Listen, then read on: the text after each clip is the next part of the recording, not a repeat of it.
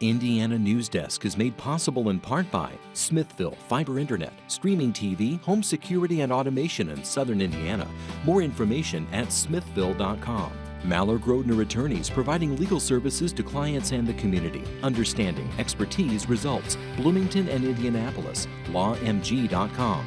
IU Alumni Association, connecting IU's network of alumni and sharing the Indiana spirit through scholarships, advocacy, and volunteerism. Alumni.iu.edu. IU Center for Rural Engagement, extending IU Bloomington resources to improve Hoosier lives in partnership with communities and organizations. Rural.indiana.edu. And by WTIU members. Thank you. Coming up on Indiana Newsdesk. State lawmakers will decide the future of abortion in Indiana when they convene later this month for a special session. All kinds of different people need abortion care. 1 in 4 women will have an abortion in their lifetime. Lawmakers haven't said what abortion restrictions might advance in the special session, but advocates on both sides of the issue are putting on the pressure. Plus, a law that goes into effect today allows Hoosiers to carry a handgun without a permit. Felons, as they say, they don't care what the laws are. They're going to carry a gun if they want to carry a gun. They're going to be able to buy guns. Local professionals and students are working to help preserve Ukrainian culture as Russia tries to overrun Ukraine. Now it's not about what I like or don't like, it's what I have to do now. A look at the massive preservation effort just ahead. Plus, we'll have the latest on this week's top stories right now on Indiana Newsdesk.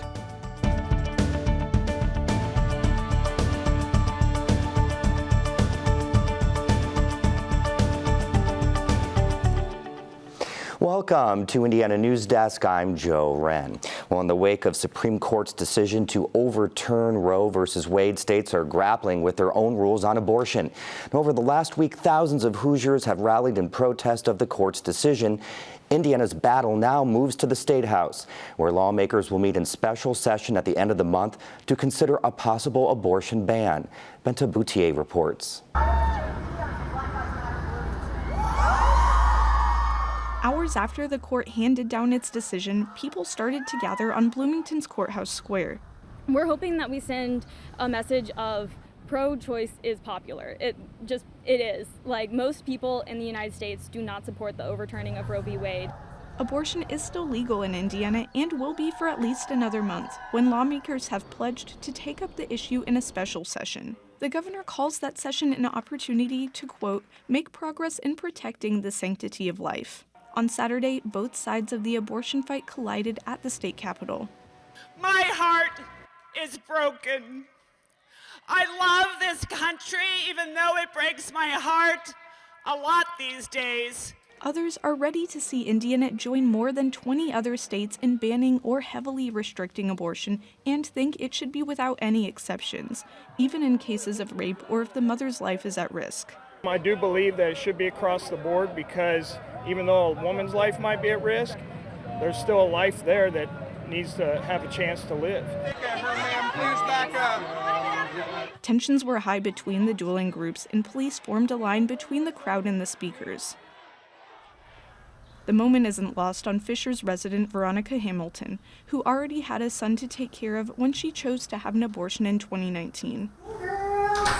She got pregnant at 18, and 8 months after her son was born, she and her son's father split. I was sick almost the entirety of my pregnancy, which also caused me to not be able to work because I was just constantly vomiting.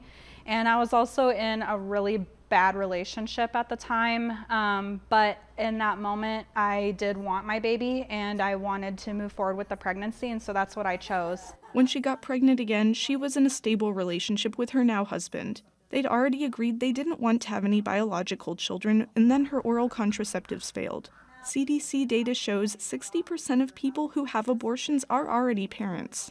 Having a baby in that moment would have greatly affected our abilities to accomplish other things in our lives. One of them being I had just switched careers and I was in a really important transitionary period where I knew I could not afford to take a leave of absence.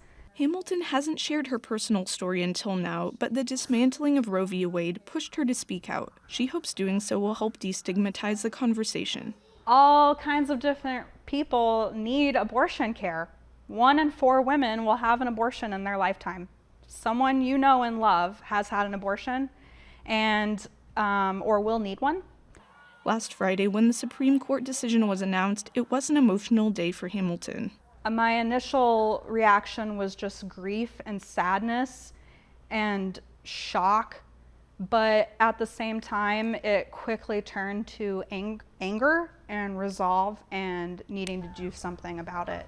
She wants Indiana lawmakers to know a majority of people don't support an abortion ban. A 2019 Ball State survey shows just 17% of Hoosiers think abortion should be illegal in all cases.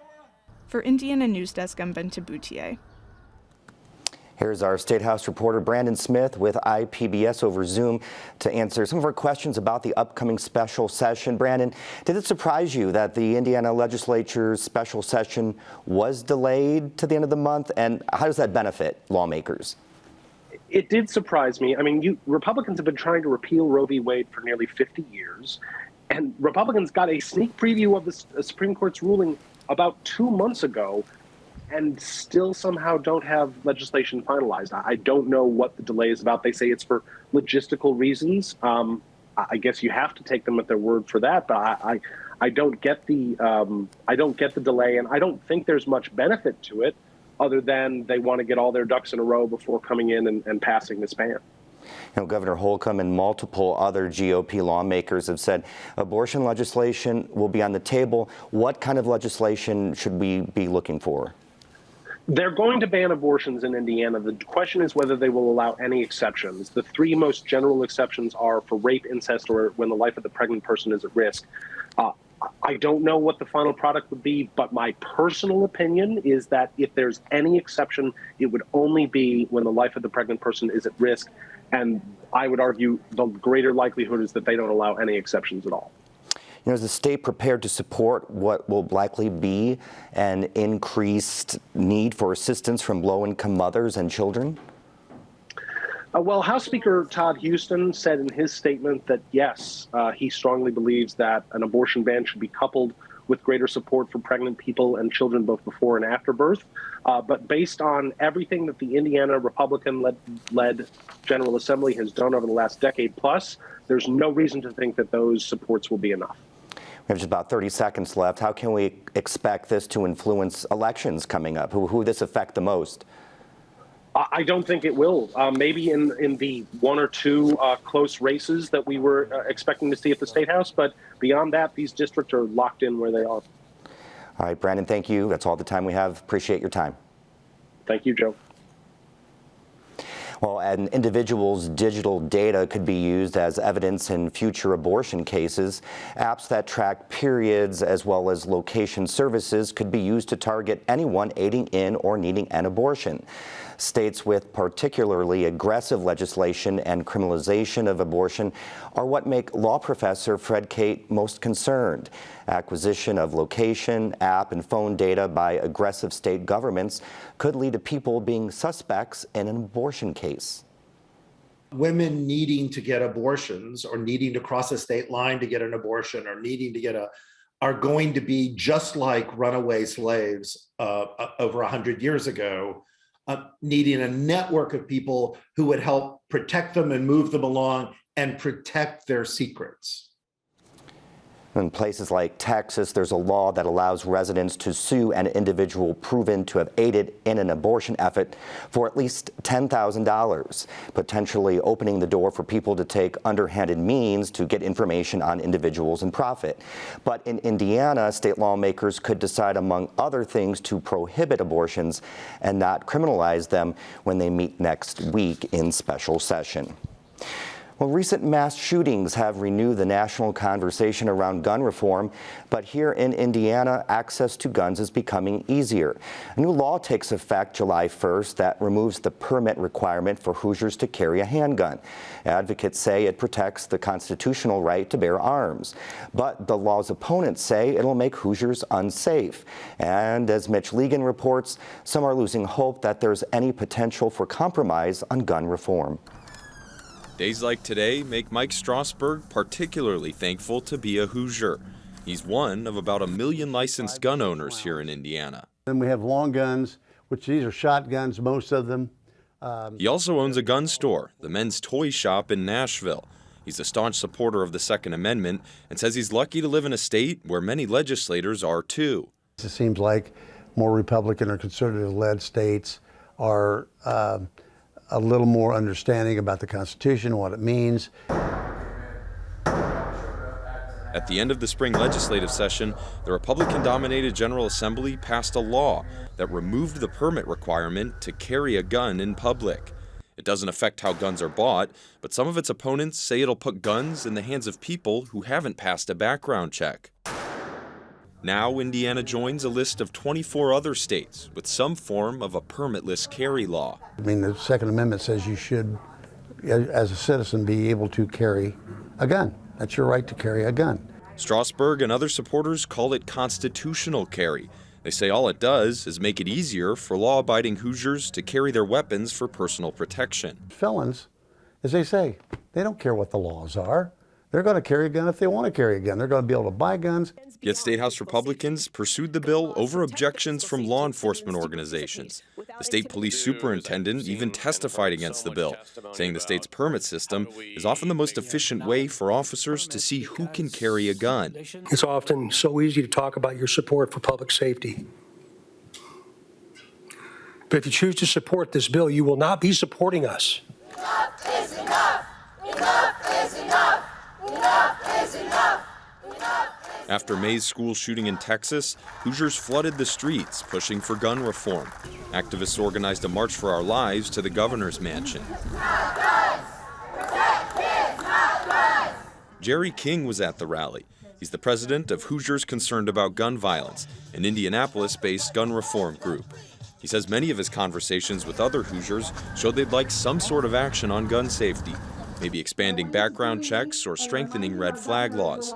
But they often hit a roadblock when they bring those issues to the State House. The environment in Indiana has been a real challenge. Democrats have asked to discuss gun laws during the summer special session, but GOP leadership says it wants to focus on inflation relief and restricting abortion access. Certainly no one's thinking about abandoning state-level advocacy.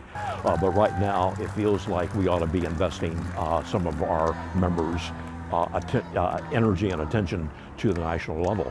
President Biden recently signed the first major change to federal gun laws since 1994. It puts money toward red flag laws and mental health initiatives. Strasburg, the gun shop owner, says he's always wary of laws that restrict Hoosiers' right to firearms. But even he has become more open to expanding background checks for personal gun sales. And there's probably a lot of people out there going, oh, wrong, wrong, wrong, wrong. But, you know, if you want to vet somebody and make sure they're not a criminal, how are you, John Q. Public, that has a gun you want to sell? No, the guy's okay. You know, you don't. King and other advocates say there's still work that can be done in Indiana, but mainly on the local level. They've been encouraged that so many people at recent demonstrations have been young. He says that early commitment to gun reform could be what's needed to make change.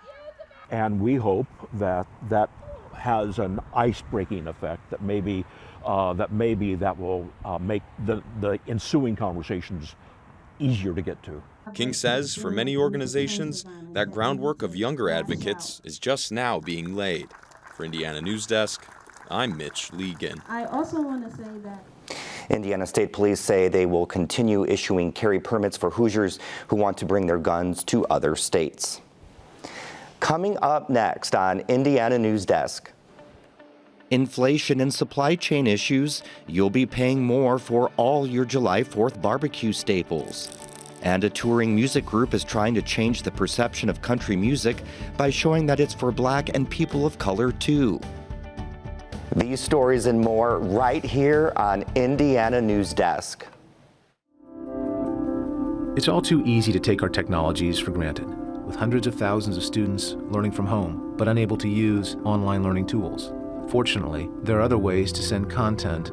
See, part of a TV broadcast signal can be used for sending encrypted data. This is known as datacasting. IPBS member stations are partnering with school districts to provide students with a computer, antenna, and receiver to shine a beacon into the home of every Indiana child. We hope you'll join us.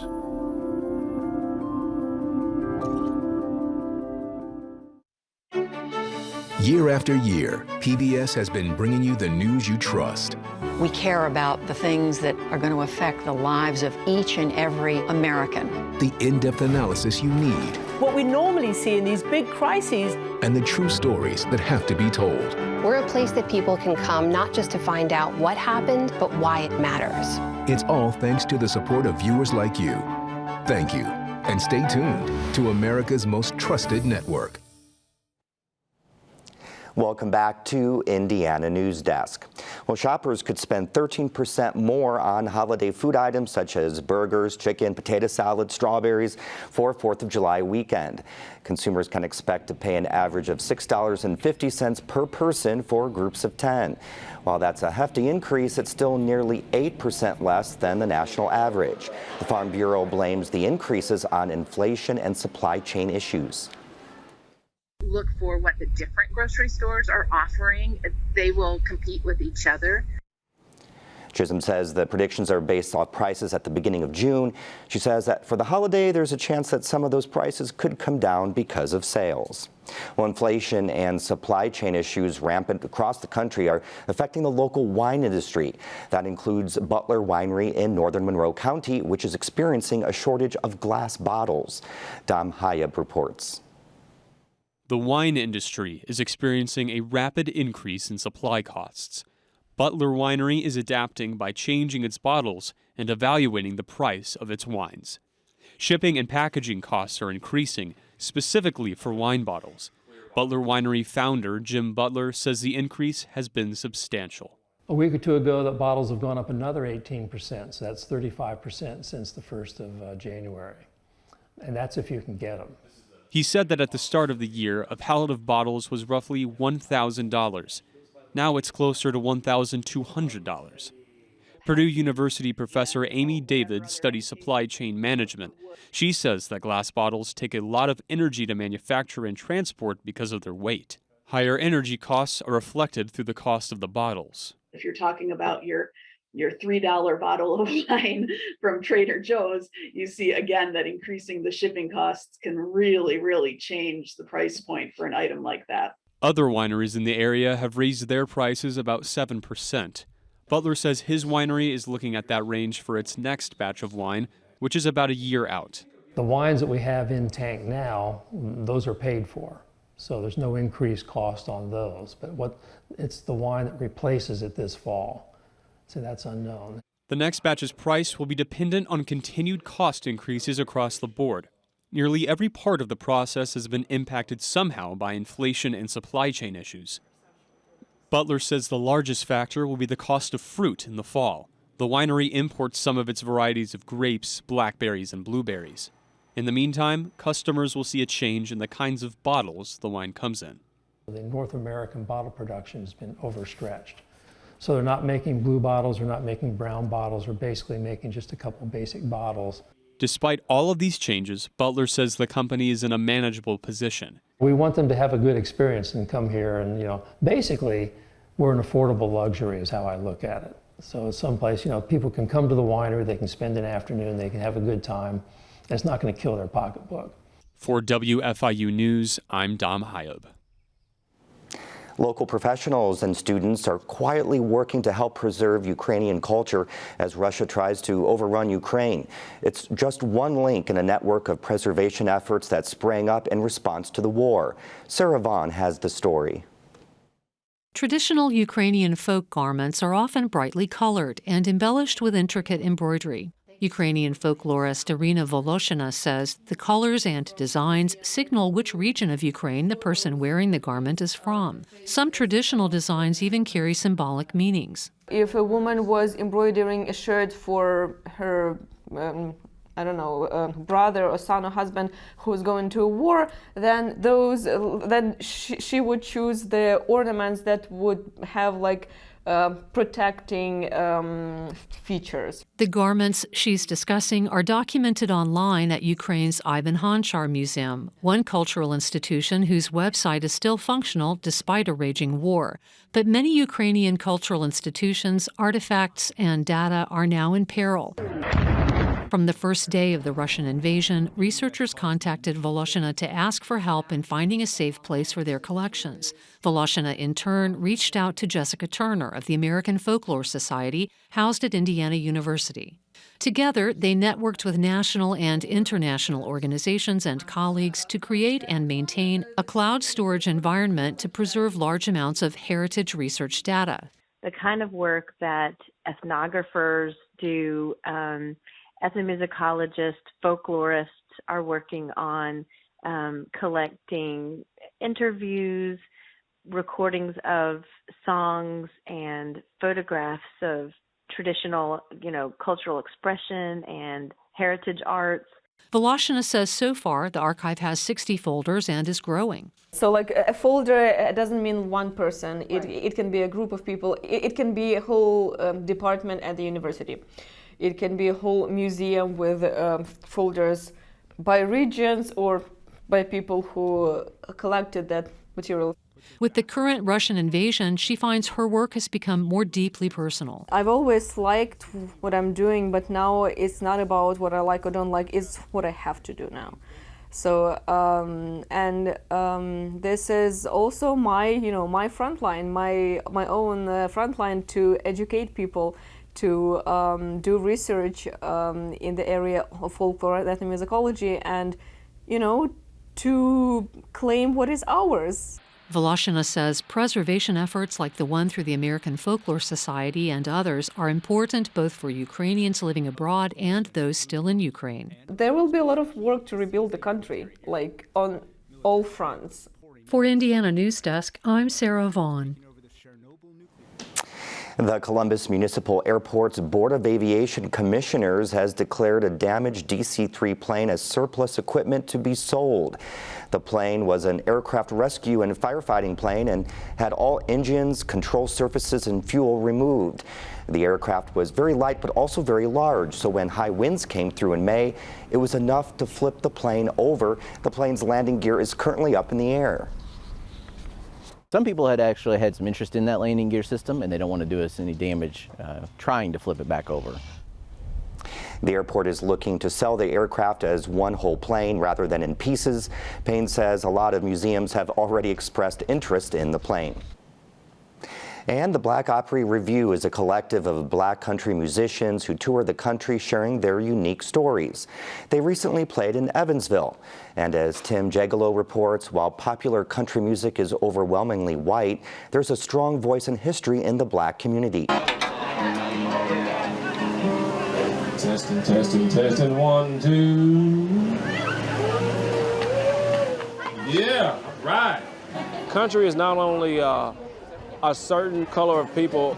Country is everywhere, and country music is also in the Black community. We're not a band, we're a collective of individual artists who come together in between our own schedules to put these shows on. And it's virtually to diversify country music, to let you guys know that there's more than just white people doing country music. So I always like to say that my music is mixed like me, so it has lots of different influences: country, pop, jazz, blues, folk, all of that comes together.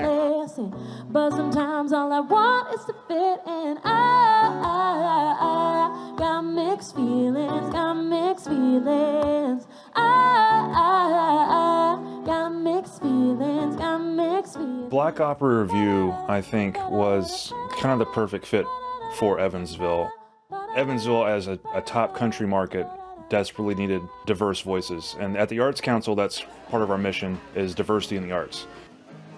When you listen to the blues, blues music ain't nothing but country. It's feeling your girl left you. And they always ask me, why don't you do blues, gospel? And I'm like, well, country is all that. It's life. And with the Black people, that's what they did out in the fields. They sang to one another. They sang hymns. Chiefs and not enough Indian. Instructing you to do things. People think that Black country is one thing because it's a Black person singing country music. Stretching in the yawning, a cup of coffee on my front porch to alter my ego. But that's not the case. There's so many subgenres of country that are reflected and come out in each one of us as individuals. Who do you think you are coming around here like that?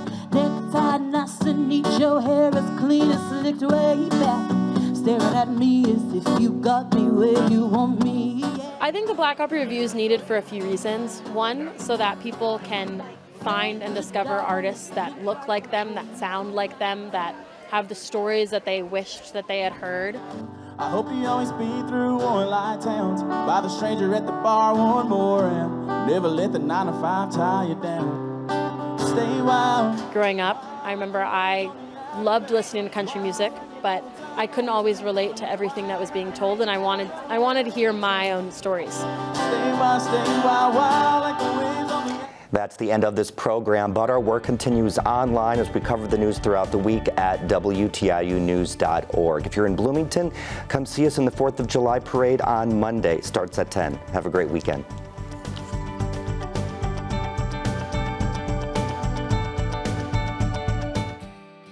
Indiana Newsdesk is made possible in part by Smithville Fiber Internet, streaming TV, home security and automation in Southern Indiana. More information at smithville.com. Maller Grodner Attorneys, providing legal services to clients and the community. Understanding, expertise, results. Bloomington and Indianapolis. lawmg.com. IU Alumni Association, connecting IU's network of alumni and sharing the Indiana spirit through scholarships, advocacy, and volunteerism. alumni.iu.edu. IU Center for Rural Engagement, extending IU Bloomington resources to improve Hoosier lives in partnership with communities and organizations. rural.indiana.edu. And by WTIU members. Thank you.